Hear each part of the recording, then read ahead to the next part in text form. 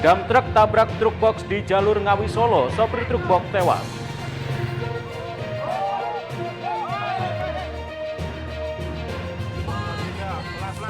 Menikmati serunya wahana snorkeling di wisata air tawar Suruhan Tuban.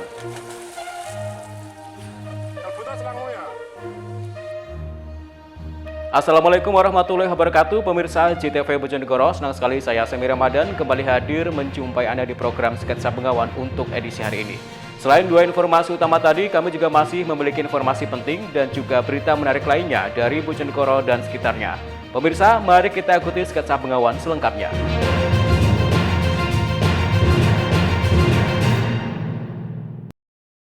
Pemirsa, kita awali informasi yang pertama. Kecelakaan lalu lintas terjadi di jalur Ngawi Solo yang melibatkan dua truk. Seorang sopir truk box tewas setelah sempat terjepit kabin yang ringsek usai tabrak samping kanan dam truk.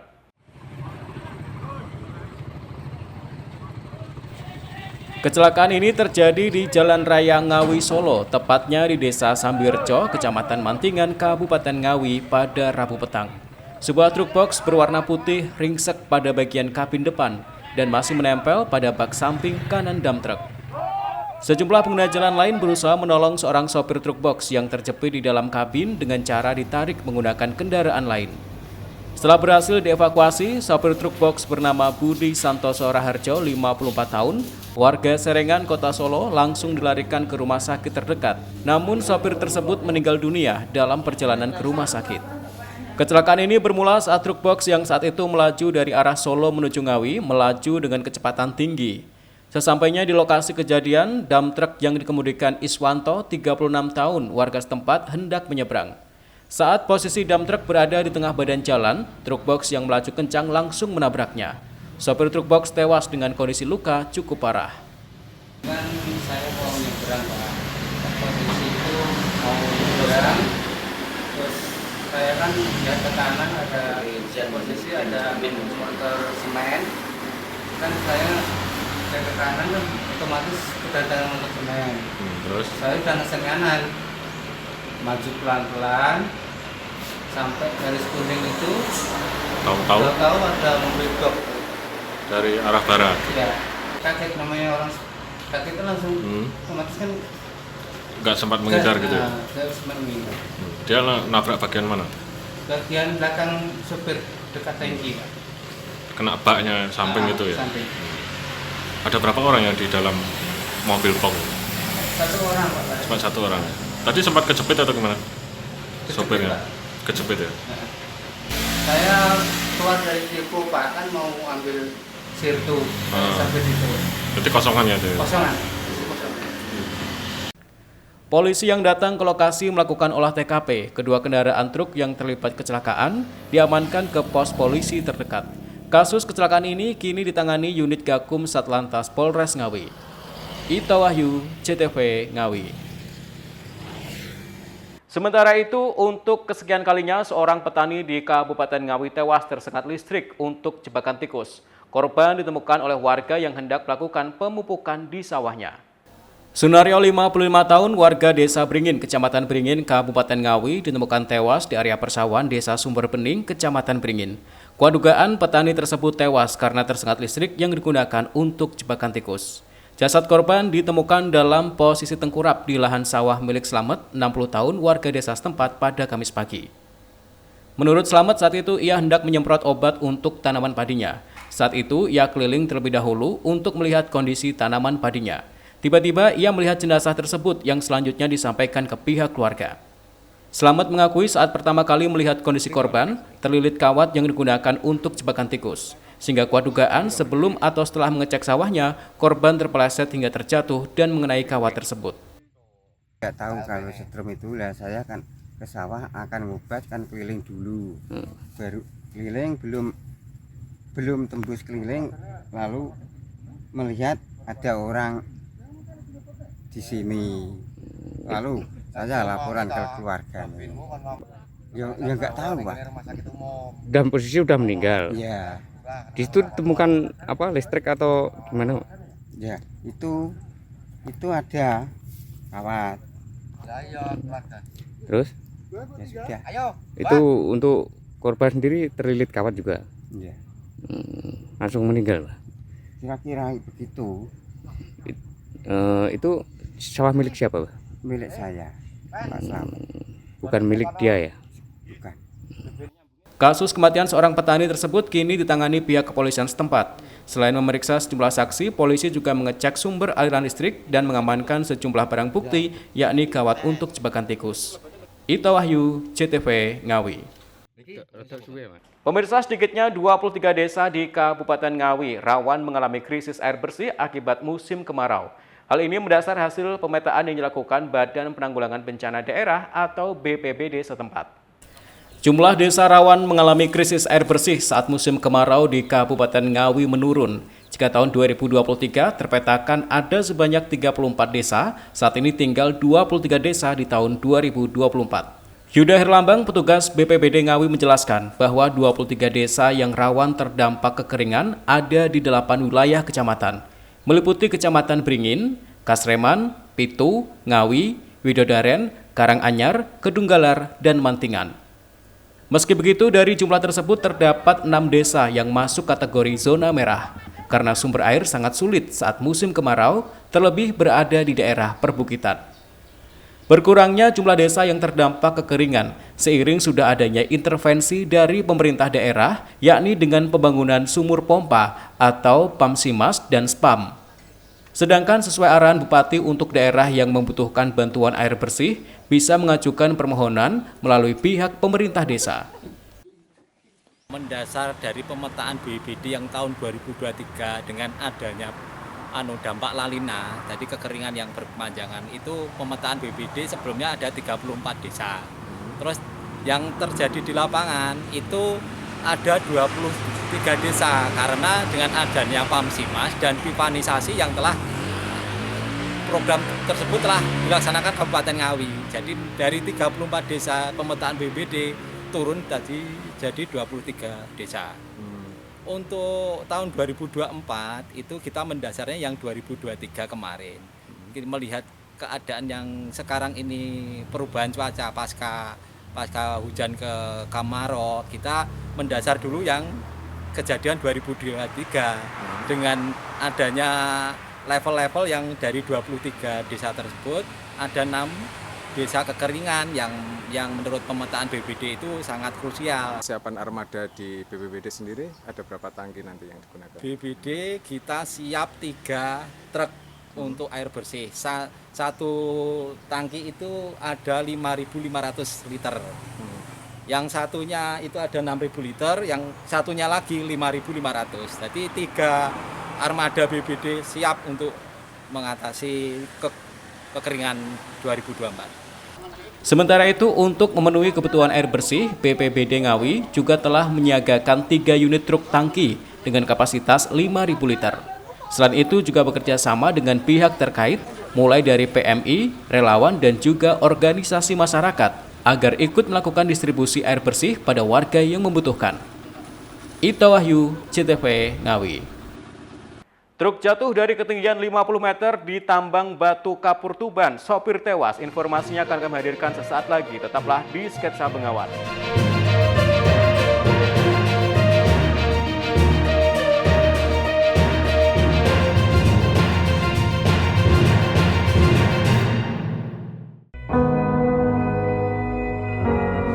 Wes lah Mas, awak dhewe iki ora mungkin iso ngrubah keadaan.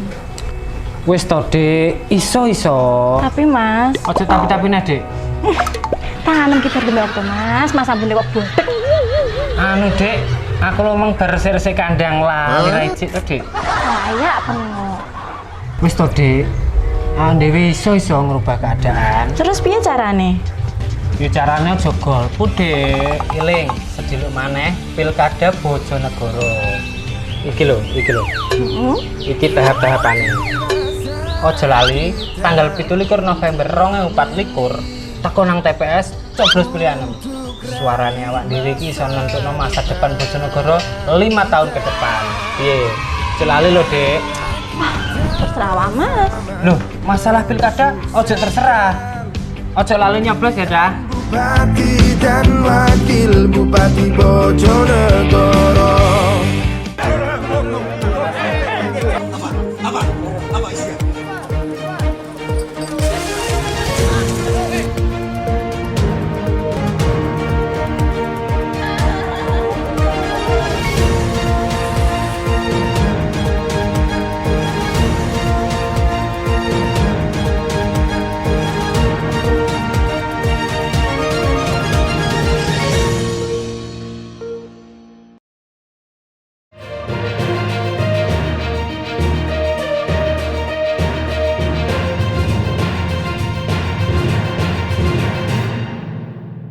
Pemirsa, terima kasih Anda masih di Sketsa Bengawan. Sebuah truk yang hendak mengangkut batu kapur terjatuh dari ketinggian 50 meter di tambang tradisional perbukitan Kapur, Kabupaten Tuban pada Rabu siang. Akibat kecelakaan kerja ini, sopir truk yang diketahui belum mahir mengemudi tersebut meninggal dunia saat perjalanan ke rumah sakit.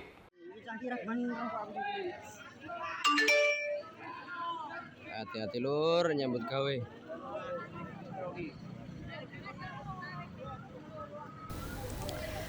Tambang batu kapur tradisional yang ada di Desa Jadi, Kecamatan Semanding, Kabupaten Tuban, mendadak gempar pada Rabu siang. Pasalnya, sebuah truk yang hendak mengangkut batu kapur terjun bebas ke dalam lubang tambang sedalam 50 meter. Akibat kecelakaan ini, sopir truk bernama Naib, 30 tahun, warga Desa Gesikan, Kecamatan Gerabagan, Kabupaten Tuban, meninggal dunia saat perjalanan ke rumah sakit. Korban yang mengalami luka parah dievakuasi warga menggunakan derek tradisional. Menurut saksi mata, kecelakaan kerja ini bermula saat korban hendak mengangkut batu kapur jenis kumbung di dekat lokasi kejadian. Sesampainya di tempat kejadian, korban yang belum mahir mengemudi berpapasan dengan truk lain di jalan sempit. Setelah truk lain lewat, korban diduga terlalu dalam menginjak gas sehingga truk yang dikemudikannya terjun ke dalam lahan bekas galian tambang sedalam 50 meter. Akibat kecelakaan ini, truk mengalami ringsek. Sementara itu, korban mengalami luka parah akibat benturan keras. Korban meninggal dunia saat perjalanan menuju rumah sakit. Pak, ini tadi ceritanya gimana Pak, kok bisa terjun ke jurang ini truknya ini? Ya, perkiraan ini ada di sana ada truk, itu langsung posisi ini kan posisi mundur abrak, terus ada itu apa itu? Ya, tidak tahu antara rem sama gas itu kan sopirnya kan sopir belajaran itu. Salah nginjak? Ya, salah nginjak gas atau rem itu. Terus terjungkal masuk jurang ya. Ini kedalaman berapa ini Pak? Ya kurang lebih ya 50-an. 50-an. Ya. Terus kondisi supirnya gimana Pak? Supirnya enggak apa-apa, tapi yang meninggal itu kernetnya. Yang mengemudikan ini? Ya, yang mengemudikan. Waktu itu supirnya di mana Pak? Itu lihat-lihat lokasi, cari kumbung. Digantikan kernetnya. Ya. Ini muatan apa tadi Pak? Ya tadi kosong. Kosong? Ya. Baru datang mau muat gitu ya? Ya mau muat. Pasca kejadian, petugas kepolisian langsung mendatangi lokasi kejadian. Polisi memintai keterangan kepada sejumlah saksi untuk mengetahui penyebab pasti kejadian ini. Selain itu, petugas juga memasang garis polisi di TKP. Namun Kapolsek Semanding AKP Lukman yang ada di lokasi kejadian enggan memberikan keterangan kepada awak media. Ziki Muhammad, Husni Mubarak, JTV, Tuban.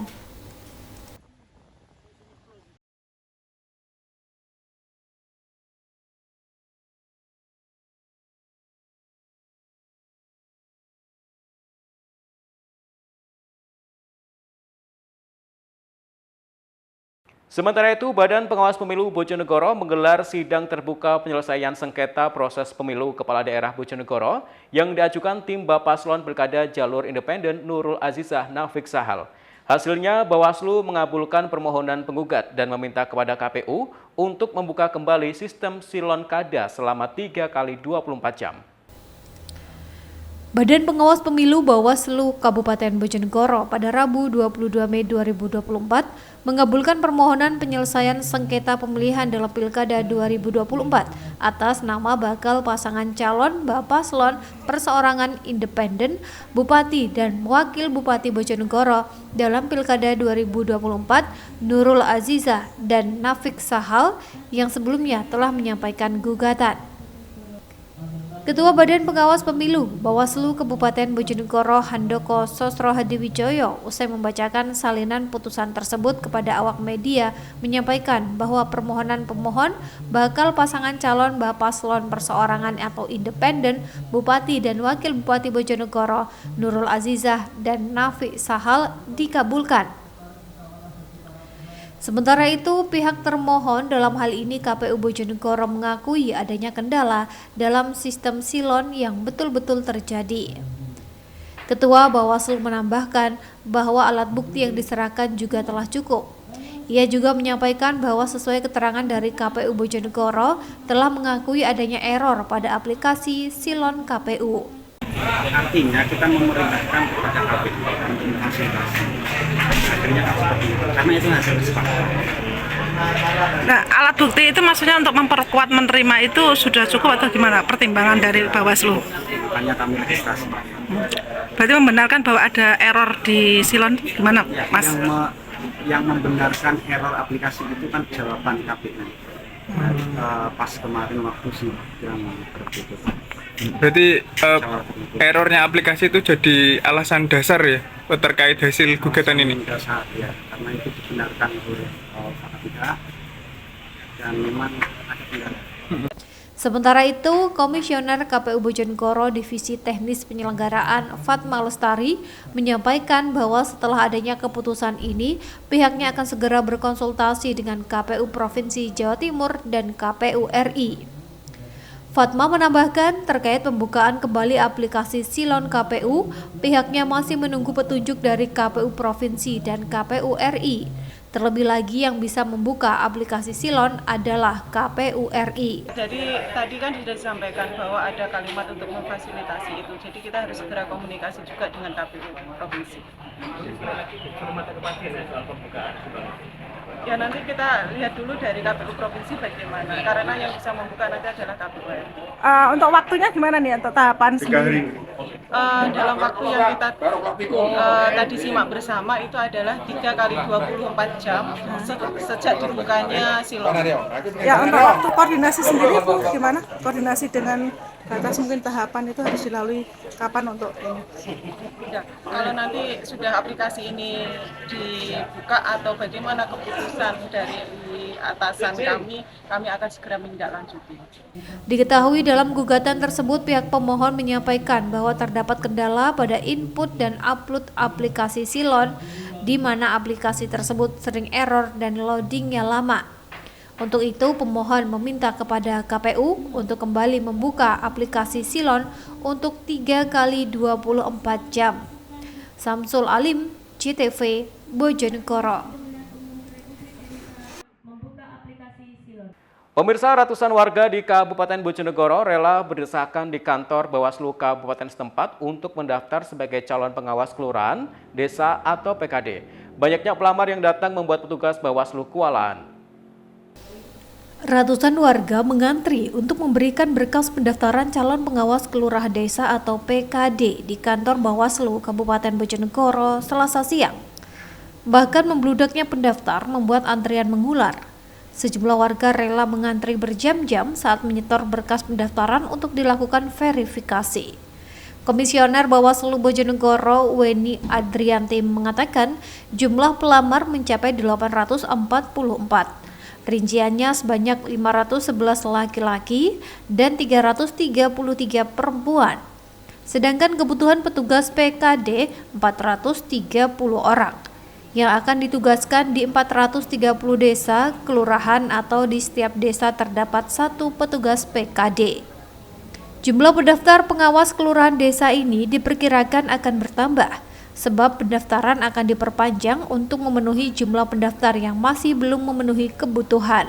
Oke, per kemarin ya pendaftaran terakhir PKD yang direkrutnya di Kabupaten Bojonegoro itu jumlah totalnya semuanya ada 844, terdiri dari 511 pendaftar laki-laki dan perempuan sejumlah 333. Kebutuhannya berapa Mbak? Kalau kebutuhannya sesuai juknis itu 2 kali kebutuhan jumlah desa. Jadi kita masih ada perpanjangan di beberapa kecamatan, di beberapa desa di kecamatan. Untuk hari ini nanti kita ada pengumuman terkait itu. Dan perpanjangannya dijadwalkan 2 hari, tanggal 22 sampai dengan 24. Kalau tahapan selanjutnya? Untuk tahapan selanjutnya kalau PKD kita tunggu sampai dengan jadwal perpanjangan selesai. Kemudian di tanggal berikut 27-28 dilaksanakan wawancara sesuai juknis. Yang melakukan wawancara itu teman-teman PKD. Ya, kalau perekrutan itu kita ambil alih karena memang Panwascam belum terbentuk. Jadi boleh diambil alih oleh kabupaten untuk perekrutannya. Setelah menerima berkas pendaftaran, selanjutnya Bawaslu akan melakukan pemeriksaan administrasi sebelum melakukan tes wawancara pada 27 Mei 2024 mendatang. Samsul Alim, JTV, Bojonegoro. Menikmati serunya wahana snorkeling di wisata air tawar Seruan Tuban, informasinya akan kami hadirkan saat lagi. Tetaplah di Sketsa Pengawan.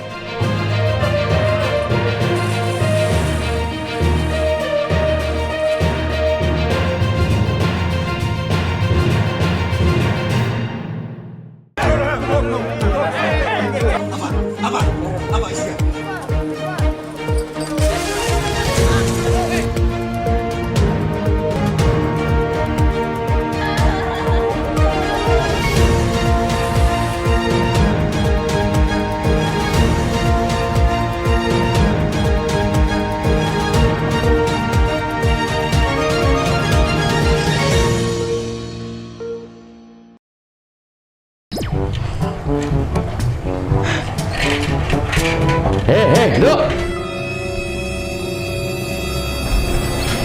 Bapak ki wis bolak-balik ngendari awakmu to. Aja cedak-cedak karo bocah cok iki. Dek iki ora padha karo awake dhewe, Nduk. Tapi Bapak, Opi wis kadung cinta kali Mas Arga.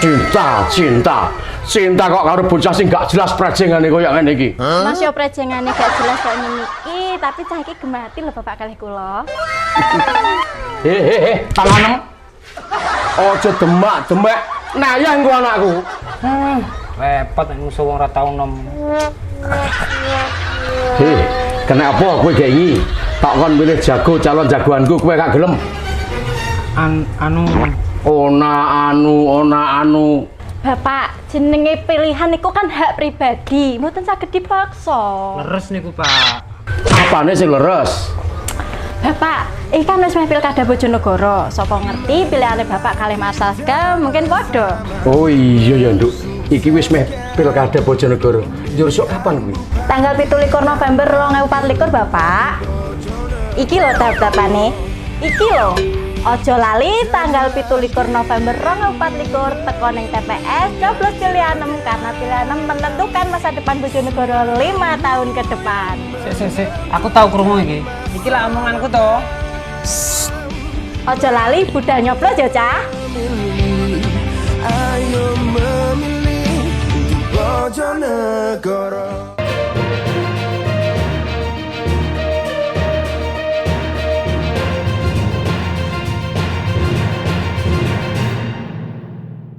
Pemirsa, terima kasih Anda masih di Sketsa Bengawan.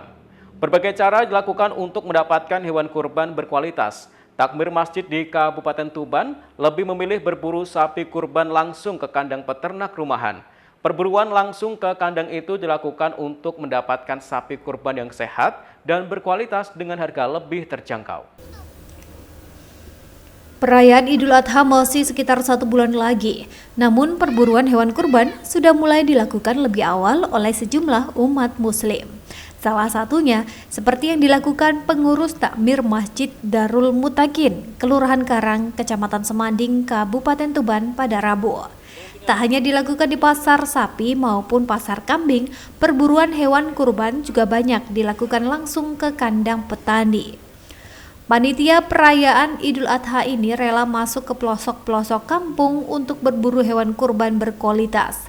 Perburuan langsung ke kandang petani atau peternak rumahan ini dilakukan untuk mendapatkan sapi sehat dengan harga terjangkau. Takmir Masjid Darul Mutakin, Rusmi Haryoko mengatakan, selain lebih murah, keuntungan membeli sapi kurban ke petani adalah mendapatkan fasilitas rawat dan inap. Jadi pembeli tidak perlu membawa pulang lalu merawatnya sendiri. Selain itu, sesuai perjanjian, pemilik ternak bersedia merawat dan mengantar sapi hingga pada hari pelaksanaan kurban. Harga satu ekor sapi jenis pegon dipatok dengan harga Rp23.500.000 per ekor. Pak, ini cari sapi buat apa, Pak? Idul Kurban warga RW 07, Kelurahan Karang. Untuk masjid gitu, Pak? Untuk Masjid Darul Mutakin. Pak, ini tadi dapat sapi jenis apa, Pak? Pegon. Harga berapa, Pak? Rp23.500 per ekor. Kita beli 2 ekor, 47 juta. Ini untuk korban di masjid itu? Korban di Masjid Darul Mutakin, Karangindah Timur. Pak, kok cari sapi di peternak rumahan kenapa Pak? Mungkin lebih miring dari harga di pasar, mungkin lebih nyaman di perumahan atau petani. Dari segi kualitas? Insya Allah bagus. Sehat Pak ya? Sehat, alhamdulillah sehat. Tiap tahun cari gini Pak? Rutinan insya Allah tiap tahun untuk Idul Kurban. Salah satu peternak sapi rumahan Warsono mengungkapkan untuk menjaga kesehatan sapi juga rutin diberikan jamu racikan tradisional berupa campuran kunyit, temu ireng, jahe, gula merah, dan asam jawa. Sementara makanan berupa rumput hijau dan bekatul yang dicari sendiri dari lingkungan sekitar. Pak, ini untuk menjaga kesehatannya gimana Pak sapinya? Tiap 3 minggu sekali saya kasih jamu, saya buatkan sendiri, ada kunyit, temu lawak, temu ireng, jahe, gula merah, sama asam jawa. Untuk makannya Pak? Makannya biasa ya hijauan, terus tanpa dikasih macam-macam, cuma hijauan itu aja. Ya dikasih dedak lah kan, dedak katul. Ini dirawat sendiri gitu Pak? Iya, saya rawat sendiri. Punya berapa sapi Pak? Ini punya 5, tapi punya 6, tapi yang 2 masih bakalan. Cadangan untuk mengisi kalau ini sudah dikeluarkan ya, sudah laku. Pak, memang jual beli untuk kurbanan atau gimana? Sudah 4 kurbanan ini, tiap kurban pasti saya siap untuk menyuplai bahan kurban. Para petani atau peternak rumahan juga lebih suka transaksi langsung di kandang. Mereka tidak perlu mengeluarkan biaya transportasi untuk membawa sapi ke pasar hewan. Selain itu, uang muka dapat digunakan membeli sapi bibitan untuk menggantikan sapi yang terjual. Ziki Muhammad, Husni Mubarak, CTV, Tuban. Sementara itu, jelang perayaan Hari Raya Idul Adha, ketersediaan hewan kurban di Bojonegoro dipastikan mencukupi. Dinas Peternakan dan Perikanan Kabupaten Bojonegoro mencatat ketersediaan hewan kurban seperti sapi, kambing hingga domba lebih dari cukup. Menjelang datangnya Hari Raya Idul Adha, stok hewan kurban di Kabupaten Bojonegoro dipastikan aman. Hal tersebut berdasarkan data dari Dinas Peternakan dan Perikanan Kabupaten setempat yang mencatat ketersediaan hewan kurban sapi sebanyak 21.526 ekor, kambing 18.140 ekor, dan domba 21.715 ekor. Jumlah tersebut lebih dari cukup untuk kebutuhan kurban, mengingat pada Idul Adha tahun lalu, pemotongan sapi kurban di Bojonegoro berkisar antara 3.200 ekor hingga 5.000 ekor. Kabid Kesehatan Hewan, Pengolahan dan Pemasaran Hasil Peternakan, Dinas Peternakan dan Perikanan Kabupaten Bojonegoro, DRH Lutfi Nur Rahman memastikan kebutuhan hewan kurban di wilayahnya lebih dari cukup. Untuk mempersiapkan agar pelaksanaan kurban di Bojonegoro berlangsung lancar, pihaknya akan menggelar pelatihan penyembelihan hewan kurban. Selain itu, petugas juga akan terus memantau proses pemotongan hewan maupun sesudah proses pemotongan hewan selesai. Hal ini dilakukan untuk memastikan daging hewan kurban layak untuk didistribusikan ataupun layak untuk dikonsumsi masyarakat. Alhamdulillah untuk stok hewan kurban di Kabupaten Bojonegoro untuk saat ini sudah tercukupi dengan jumlah datanya yaitu sapi 21.526, kemudian kambing 18.140 ekor, kemudian domba 21.715 ekor. Gitu. Untuk kesiapan sendiri dok, ini kan pasti ada banyak masyarakat yang untuk membeli hewan kurban. Jadi apakah sudah ada koordinasi lebih lanjut untuk menjelang Idul Adha ini dari pemerintah? Ini kita persiapkan untuk tim pemeriksaan kesehatan hewan yang mana akan memeriksa hewan-hewan yang akan digunakan untuk kurban di lapak-lapak penjual hewan kurban di Kabupaten Bojonegoro. Ini di tingkat kecamatan kita juga punya tim dari petugas dari peternakan di tingkat kecamatan. Disnakan Bojonegoro menghimbau agar hewan ternak yang akan dikurbankan diperiksa ketat sesuai standar kesehatan dan sesuai syarat ternak kurban. Selain itu, masyarakat yang ingin melakukan pembelian hewan kurban supaya dengan teliti mengecek kesehatan hewan kurban sebelum membeli. Edo Jody Aldian, CTV, Bojonegoro. Pemirsa, snorkeling merupakan aktivitas menikmati pemandangan bawah air. Kegiatan ini biasanya dilakukan di laut. Namun bagi Anda yang enggan datang ke pantai, kini tak perlu khawatir lagi. Karena di Kabupaten Tuban terdapat wahana snorkeling air tawar. Airnya yang jernih langsung dari sumbernya serta rindangnya pohon sagu memberikan sensasi kesejukan tersendiri. Wisata Suruhan Eco Park terletak di Desa Tuwuriwetan, Kecamatan Merak-Urak, Kabupaten Tuban. Tempat wisata yang dikonsep wisata pantai air tawar ini bisa ditempuh sekitar 15 menit saja dari pusat kota Tuban. Pemandangan bernuansa pasir putih pantai di tengah hutan sagu yang rindang dan sejuk ini memberikan nuansa kemewahan tersendiri bagi para pengunjungnya. Nah, wahana yang sedang ngehits di sini adalah bermain snorkeling. Para pengunjung bisa menyelam dan menikmati pemandangan di bawah air dengan banyak ikan. Meski berada di perairan tawar, namun air di tempat ini cukup jernih, sehingga Anda bisa dengan jelas melihat pemandangan di bawah air. Terdapat 2 tempat wahana snorkeling. Bagi anak-anak disediakan tempat yang cukup dangkal, serta tak jauh dari pantauan orang tua. Sementara untuk orang dewasa, disediakan tempat khusus. Untuk mencoba snorkeling bagi orang dewasa, biasanya Anda harus menyusuri sungai menggunakan kano untuk menuju tempat snorkeling. Airnya yang jernih langsung dari sumbernya serta rindangnya pohon sagu memberikan sensasi kesejukan tersendiri bagi Anda pecinta snorkeling. Untuk masuk ke wisata Suruhan Eco Park, Anda cukup membayar Rp20.000 saja per orang dan Anda sudah bisa mencoba seluruh wahana yang ada secara gratis. Ini tadi main apa ini? Oh, tadi habis main snorkeling sama naik paddleboard. Asik, Mas? Asik sekali. Bisa lihat-lihat bawah air dan bisa banyak melihat ikan di bawah sana. Yang ada di bawah air apa ini? Di bawah air ini ada gonggong kayak sejenis rumput laut tapi ini berada di rawa. Kemudian di bawah ada ikan, ada ya ini kelihatan dasarannya gitu, jernih di sini dan rekomendasi untuk kesini.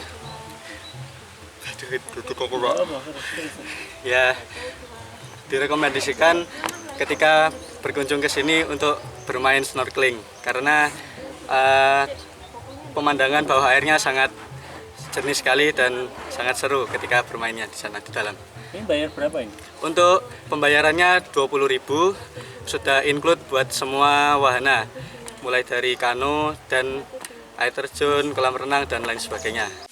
Ini kesini sama siapa saja, Mbak? Kesini sama teman, sama Mbak Ayu. Kebetulan lagi libur kerja juga, jadi menyempatkan untuk datang di salah satu wisata yang di Tuban, yaitu di wisata Suruhan. Ini mainan apa ini tadi? Ini kita lagi main kano, dan selain main kano juga kita bisa memberi makan ikan. Di sini ikannya memang sengaja dibiarkan di dalam sungai atau apa ya ini namanya. Dan ikan juga lumayan besar-besar sih, jadi asyik bisa main di sini. Selain itu bisa mainan apa lagi? Selain itu yang saya tahu dan saya tadi juga sempat naik ada perahu tapi sudah ada sopirnya gitu ya. Apa sih namanya, pokoknya ada mesinnya gitu, jadi kita nggak usah mendayung lagi, kita tinggal naik dan kita diajak untuk susur sungai di Suruhan ini. Suasananya gimana di sini? Suasananya cukup asyik dan juga syahdu banget ya.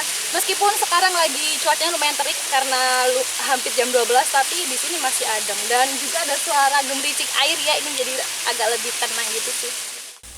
Meski baru buka 2 bulan yang lalu, wisata ini ternyata sudah banyak diserbu oleh wisatawan. Dalam sehari, pengunjung yang datang antara 50 hingga 100 orang. Selain dari Tuban, mereka juga datang dari berbagai daerah luar kota. Mas, bisa jelaskan konsep wisata di sini apa sih, Mas? Kalau konsepnya wisata pantai air tawar, Pak. Wahananya ada apa aja, Mas? Ada kano transparan, ada kano biasa, ada kapal besar, terus ada subboat, ada snorkeling. Yang paling diminati biasanya pengunjung yang mana? Kalau yang paling diminati kayak snorkeling, Pak. Soalnya kayak jarang kalau di Tuban snorkeling. Itu pengunjung bisa seperti apa kalau snorkeling ini? Kalau snorkeling kan bisa nyelam, terus bisa melihat ikan, terus melihat bawah air tawar. Untuk tarifnya? Untuk tarifnya 20.000, itu sudah include semua. Semua gratis setelah ini. Selain bermain snorkeling, di sini wisatawan juga bisa bermain kano dan perahu untuk menyusuri sungai sembari memberi makan ikan. Bagaimana? Anda tertarik mencobanya? Ziki Muhammad, Husni Mubarak, JTV Tuban. Pemirsa, informasi tadi sekaligus mengakhiri sketsa Bengawan untuk edisi hari ini. Jangan lupa follow akun sosial media kami di bawah ini. Kirimkan kritik dan saran Anda ke alamat email kami jtvbojonegoro@jtv.co.id. Terima kasih atas kebersamaan Anda. Saya Semi Ramadan bersama kerabat kerja yang bertugas pamit dari hadapan Anda. Wassalamualaikum warahmatullahi wabarakatuh. Salam JTV Bojonegoro.